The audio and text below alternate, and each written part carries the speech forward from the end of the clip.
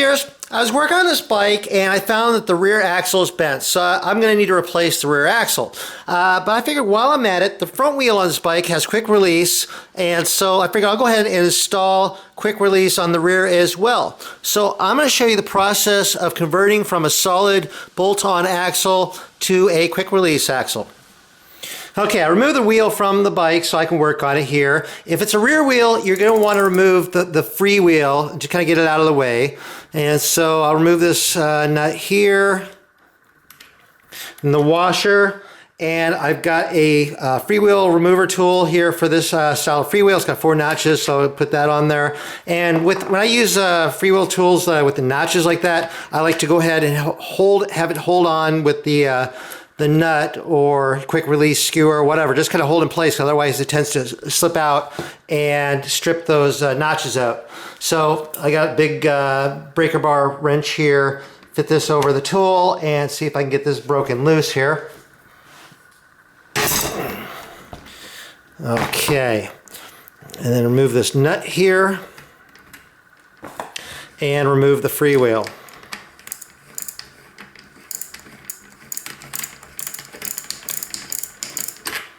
And set that aside.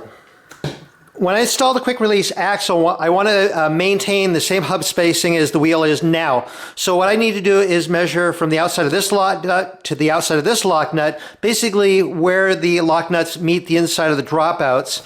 And so I'm going to use a caliper here, and I measure that to be about 135 millimeters. Okay, so once you have your hub spacing, you're ready to order your axle. If you're ordering a front axle, you want one that's 9 millimeters in diameter. If you're ordering a rear axle, you want one that's 10 millimeters in diameter. And they'll both have a 1 millimeter threading on there. Since I needed a rear axle, this is 10 millimeters in diameter. And now you're going to want an axle that's 10 millimeters longer end to end than your hub spacing. So since my hub spacing was 135 millimeters, this axle is about 145 millimeters. So I'm all set here. Okay, so I'm ready to remove the old axle from the wheel here. I have it mounted on in a vise here, just kind of holding on to the lock nut on the other side. Just makes it easy to work on. And as I remove parts, I want to keep them in order because I need to measure the spacing on both sides and keep that so that when I put together the new axle, I have the same spacing on both sides so that the wheel stays centered and the hub spacing stays the same. So what I'm going to do here is start removing these parts here.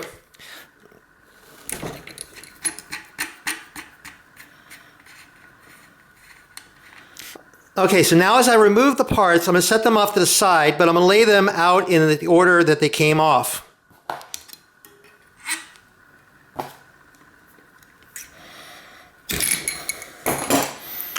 There's another lock nut.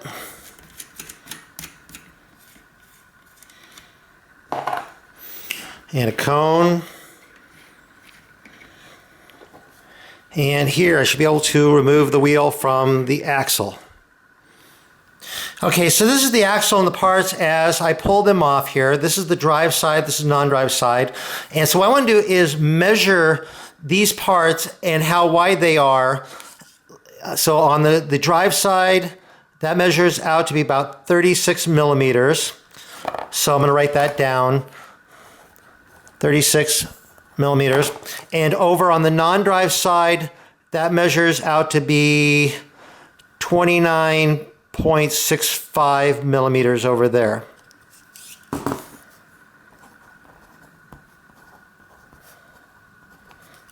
And so I'm going to want to match these spacings on my new axle.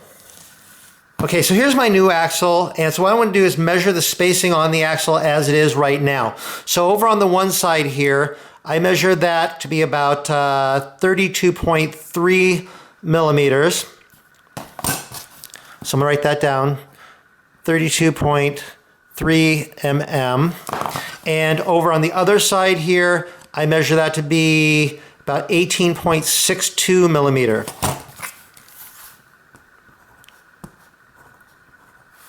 So it looks like over on this side here, to go from 18.62 to 29.6.5, rough rounded, I want to add about 11 millimeter spacer over on this side.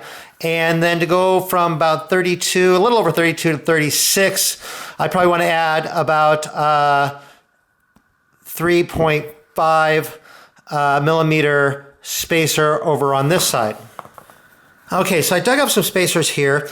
I found a spacer here. This spacer here is about 3¼ millimeters, and so that should be close enough over on this side here. And over on the other side, I found a 10 millimeter spacer that came off of the original axle.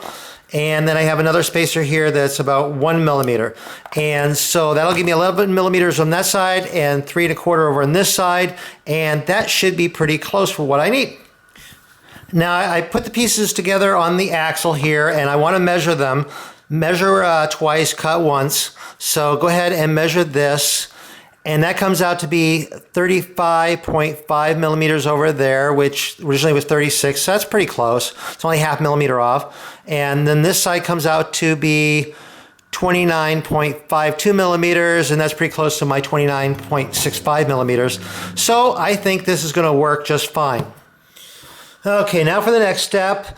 I'm back to the wheel here. I want to kind of carefully pry out these dust caps here, and I'm going to remove out all these old bearings. I'm going to install brand new bearings, new grease.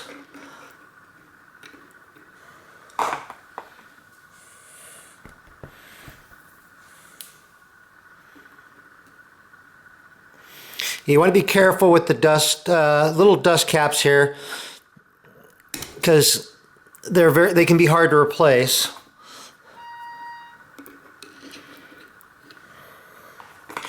So now I'm just going to go ahead and clean up the hub and the dust caps here with a little bit of solvent and get these all ready to put back together.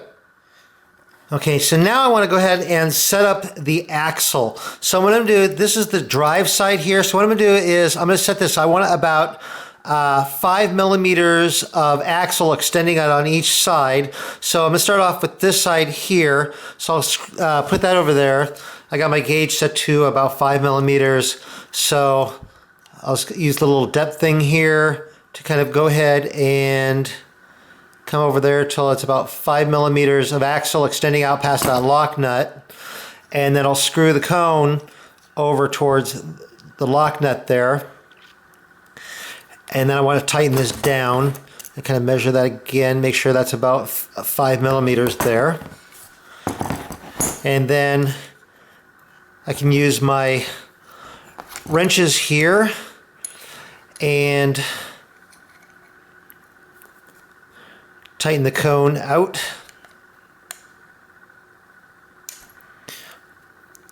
And once I get this all tightened down, this side should be about set, and kind of remeasure it there, and that looks pretty good right there. And then another thing I want to check is to make sure that the axle, the new axle, will slide back in the dropouts here. So I can kind of fit that. That kind of comes back. Try the other side. But it kind of hangs there a little bit on that side. And again, it kind of hangs there a little bit. It sort of kind of goes through, but it's kind of catching a little bit. So like if I kind of on the outside here kind of go, it slides in and out. On this side, it slides in. But it's kind of catching a little bit there. So what I'm going to do is I'm going to just take a file here and just lightly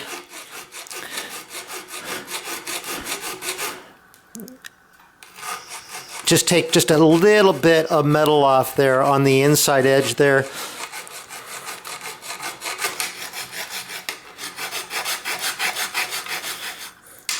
And so now the axle slides smoothly back into the dropouts there.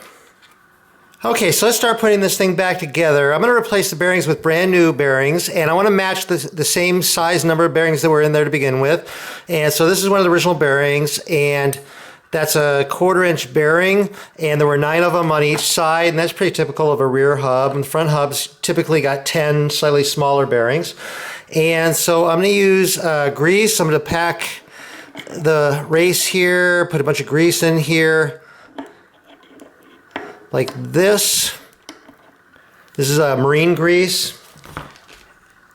And then just start placing my bearings around the race here in the grease.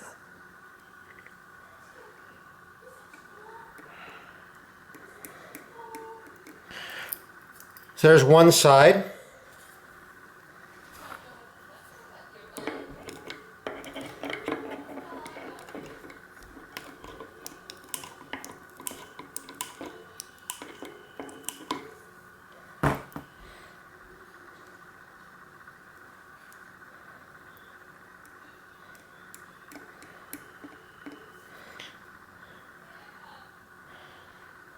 And then a nice ring of bearings on this side. Oh, and one thing I didn't check before, but maybe I should have, is to make sure that the cones will fit through the dust cap there. And so they do fit through there, and it's a pretty nice spacing. If you have issues with the cones and the dust caps, you might have to maybe find different dust caps, maybe at your local bike shop is a good source, or you might have to actually modify them a little bit if they're too tight, maybe like grind down a little bit inside there. I mean, you could possibly even grind down the cones, but I think it'd be a little bit easier to modify the dust caps. But these actually fit real nicely. I think these cones are about the same diameter as the ones that were on the solid axle. So I'm just going to go ahead and just put a little bit of grease down around this dust cap. What the heck? A little bit of extra grease in there. It's good to have a lot of grease in there where your bearings are there. And then I'm just going to carefully just kind of press this down into place there like that. And flip the wheel over. And I'll put some grease down around in here for what the heck. Grease is good. Grease is the word. And press this down into here like this. Okay, so I got my vise here, and I have my axle here. And let me see, take this cone off of, this is the non-drive side that I got moving the cone here. And so, because we pre-assembled the drive side here, and so I'm going to put this down in the vise, just clamping down here on the lock nut like this to kind of hold this in place. And then I'm going to slide the wheel down over that carefully with the drive side down and try not to knock any bearings out of place like that. And it'll turn nice and smoothly like that. And so now I want to install the cone here. Screw it down to where it kind of starts contacting the bearings there. And I got my spacer here.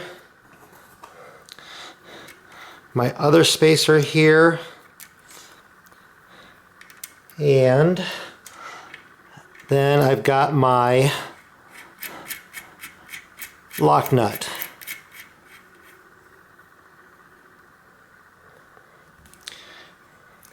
And now let's go ahead and check the spacing here. That looks like it's maybe a little bit more than a half of a centimeter, 5 millimeters sticking out there, but let me double check. Okay, so let's go ahead and measure this here. And that's about 6.5 millimeters. So I want to kind of try to even it out just a little bit. So what I'm going to do is I'm going to bring this over to, I don't know, I'll bring it over to 6 millimeters. That's about 6 right there. And then I'll try to tighten the cone out.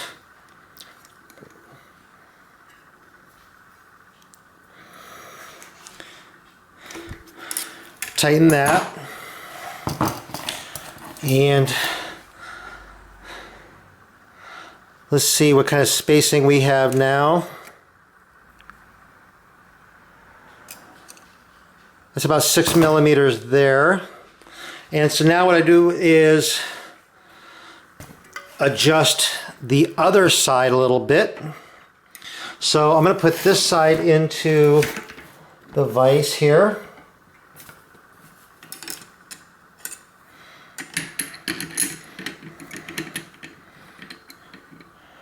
I'll hold the lock nut here. I'm going to tighten the cone in a little bit in towards the bearings.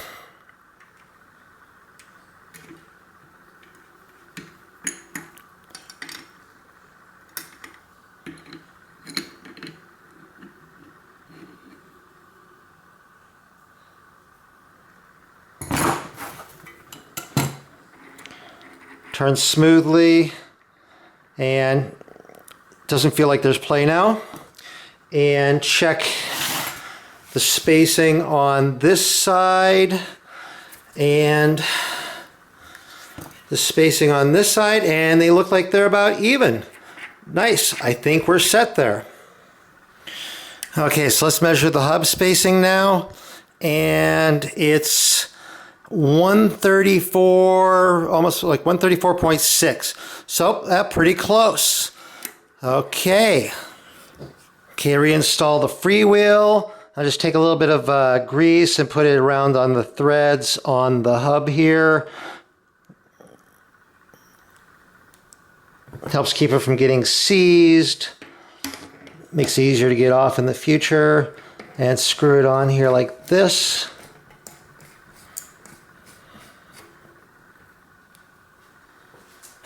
And then use my tool, just kind of tighten it on a little bit, like that. Okay, so now I want to test fit the wheel into the dropouts here and see how it fits. And it slides back nicely here.